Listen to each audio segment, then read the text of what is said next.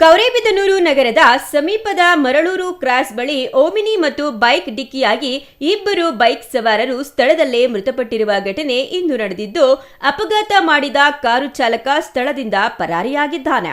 ಗೌರಿಬಿದನೂರು ತಾಲೂಕಿನ ಇಡಗೂರು ಗ್ರಾಮದ 37 ವರ್ಷದ ನಾಗರಾಜ್ ಮತ್ತು ಮಿಥುನ್ ಕುಮಾರ್ ಎಂಬುವವರು ಅಪಘಾತದಲ್ಲಿ ಮೃತಪಟ್ಟವರಾಗಿದ್ದು, ಇವರು ದೊಡ್ಡಬಳ್ಳಾಪುರದ ಹೋಮ್ ಮ್ಯಾಟ್ರಿಕ್ ಕಂಪನಿಯಲ್ಲಿ ಕೆಲಸಕ್ಕೆ ಹೋಗುತ್ತಿರುವಾಗ ಅಪಘಾತ ಸಂಭವಿಸಿದೆ ಎಂದು ತಿಳಿದು ಬಂದಿದೆ.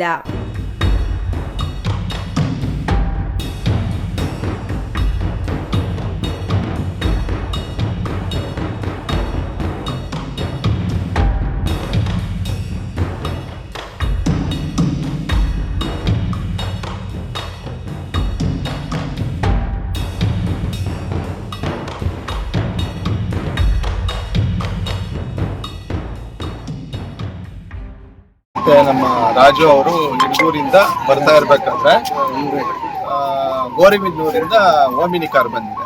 ಸೊ ಆ ಓಮಿನಿ ಕಾರಲ್ಲಿ ಗೋಪಾಲ್ ಅವರು ಡ್ರೈವ್ ಮಾಡ್ಕೊಂಡು ಬಂದವರು. ಈ ಕಡೆಯಿಂದ ಮಿಥುನ್ ಮತ್ತೆ ನಮ್ಮ ರಾಜೇಶ್ ಅವರು ಕಂಪನಿಗೆ ಹೋಗೋದಕ್ಕೆ ಬರ್ತಾ ಇದ್ದಾರೆ. ಇವರು ಬ್ರಿಜಿಲ್ ಮತ್ತೆ ಓಮಿನಿ ಕೆಲಸಕ್ಕೆ ಹೋಗ್ತಾ ಇದ್ದಾರೆ ಫಸ್ಟ್. ಸೊ ಇವರು ಓಮಿನಿ ಅವರು ರಸ್ತೆ ನಿಯಮಗಳನ್ನ ತೋರ್ಬಿಟ್ಟು ಅತಿ ವೇಗದಲ್ಲಿ ಹೋಗಿ ಎಡಗಡೆಯಿಂದ ಬರ್ತಾ ಇರ್ತಕ್ಕಂಥ ಇವರಿಬ್ಬರಿಗೂ ನೇರವಾಗಿ ಹೊಡೆದಿರೋ ಕಾರಣ ಇಬ್ಬರು ಸ್ಥಳದಲ್ಲೇ ಮೃತಪಟ್ಟವ್ರೆ. ಇದಕ್ಕೆ ನೇರವಾಗಿ ಕಾರಣ ಓಮಿನಿ ಮತ್ತು ಅವ್ರ ರಸ್ತೆ ನಿಯಮಗಳನ್ನು ಮೀರಿ ನಡೆದಂತ ಓವರ್ ಡ್ರೈವ್ ಅಂತಾನೆ ಹೇಳ್ಬೋದು. ಇನ್ನು 23 ವರ್ಷದ ಮಿಥುನ್ ಕುಮಾರ್ ದೊಡ್ಡಬಳ್ಳಾಪುರ ಸಮೀಪ ಆಟೋಮೊಬೈಲ್ ಕಂಪನಿಯ ಕೆಲಸಕ್ಕೆ ಹೋಗುತ್ತಿರುವಾಗ ಮರಳೂರು ಕ್ರಾಸ್ ಬಳಿ ಅಪಘಾತ ಸಂಭವಿಸಿದೆ.